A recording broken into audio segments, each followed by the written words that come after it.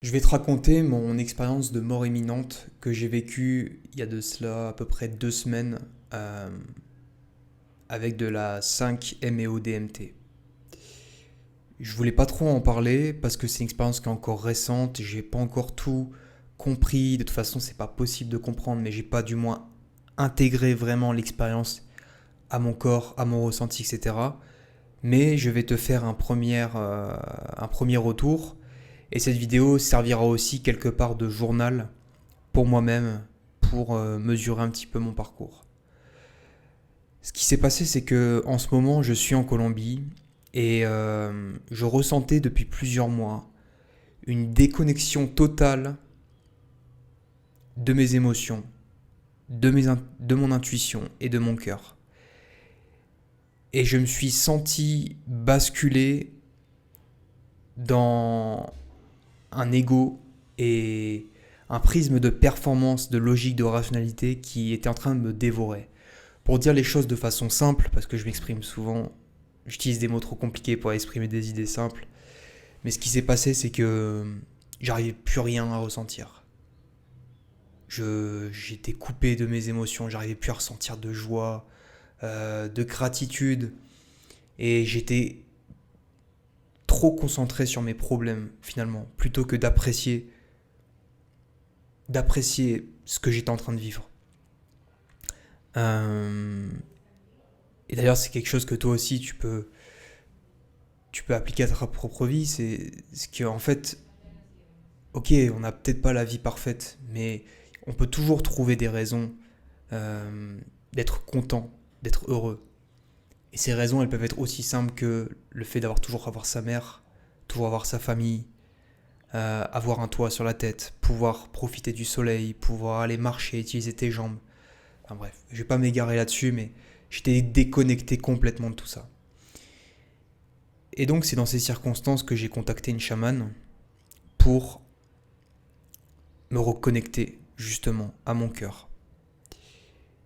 Et ça a été à la fois l'expérience la plus terrifiante, et le mot est très faible, terrifiante, et la plus magnifique de ma vie. Euh, pour te raconter rapidement, je me suis rendu à Santa Elena, dans une forêt au sud de Medellín. Et cette chamane qui avait été formée en Amazonie m'a administré de la 5-MeO-DMT, aussi appelée Bufo alvarius. Donc c'est un crapaud euh, auquel on prélève du venin dans le désert de Californie au Mexique. Et ce venin a des propriétés psychédéliques. La 5-MeO-DMT est considérée, comme beaucoup, comme le psychédélique le plus intense, le plus puissant qui n'ait jamais existé. Et pour avoir essayé plusieurs psychédéliques dans un cadre thérapeutique, mais aussi dans un cadre récréatif, LSD, psilocybine, etc., je peux te dire que je ne m'attendais absolument pas à ce qui était sur le point de se passer. Donc, elle m'a mis cette 5-MeO-DMT dans cette sorte de pipe en verre et j'ai commencé à fumer. J'ai aspiré le plus profondément possible, le plus longtemps possible pour retenir la fumée et vraiment vivre, m'abandonner à l'expérience. Et en l'espace de 5 ou 10 secondes, j'ai vu la forêt qui était devant moi en train de complètement se fissurer. Ma réalité était en train de complètement disparaître devant mes yeux. C'est-à-dire que tout ce que je voyais devant moi n'existait plus.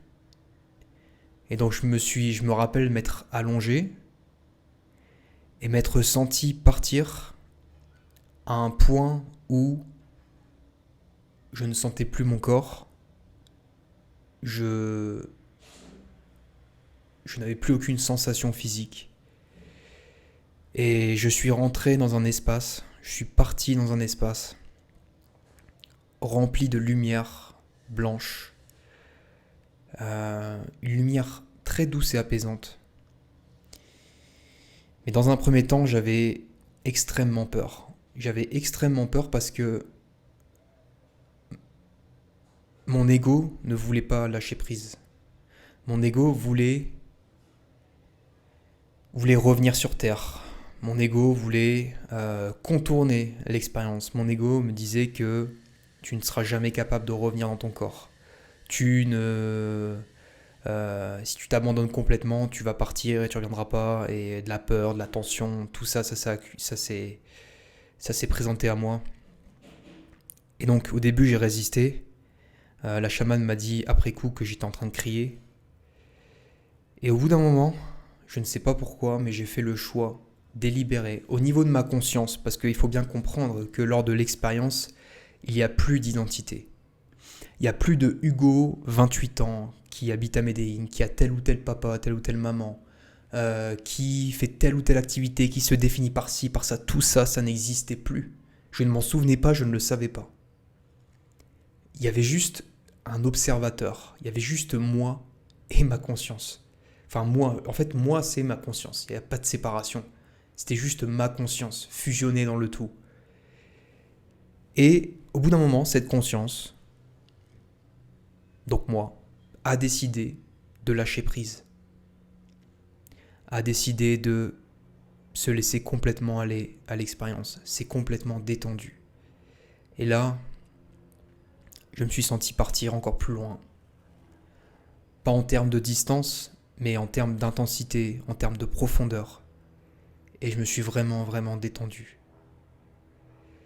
Et d'un point de vue extérieur, pour te situer un petit peu, la chamane m'a dit que j'étais en train de rigoler à ce moment-là. Et j'avais complètement perdu la notion du temps. Il n'y avait pas de temps dans cette expérience. Je ne savais pas. Et pas de repère physique, pas de temps.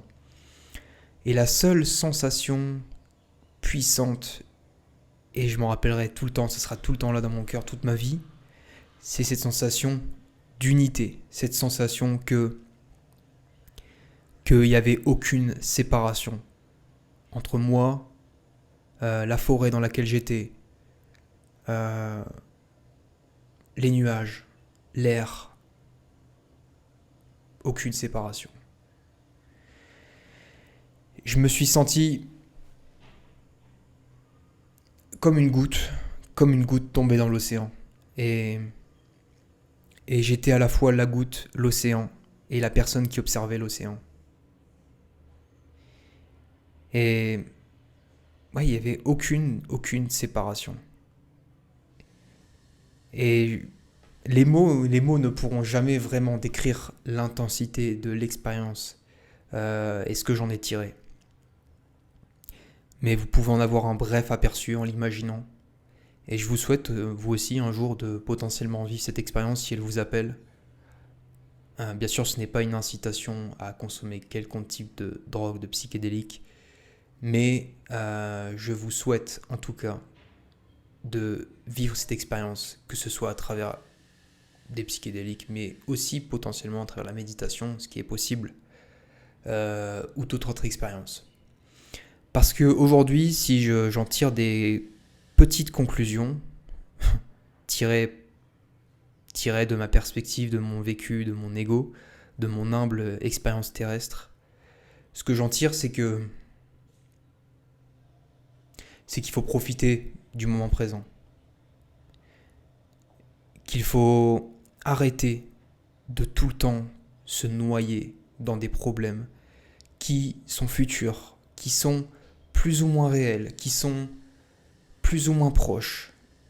Des problèmes qui, certes, existent peut-être, mais des problèmes qu'on amplifie tellement, auxquels on nourrit tellement, auxquels on donne tellement d'émotions, d'énergie, pour lesquels on s'épuise, on crée tellement de stress.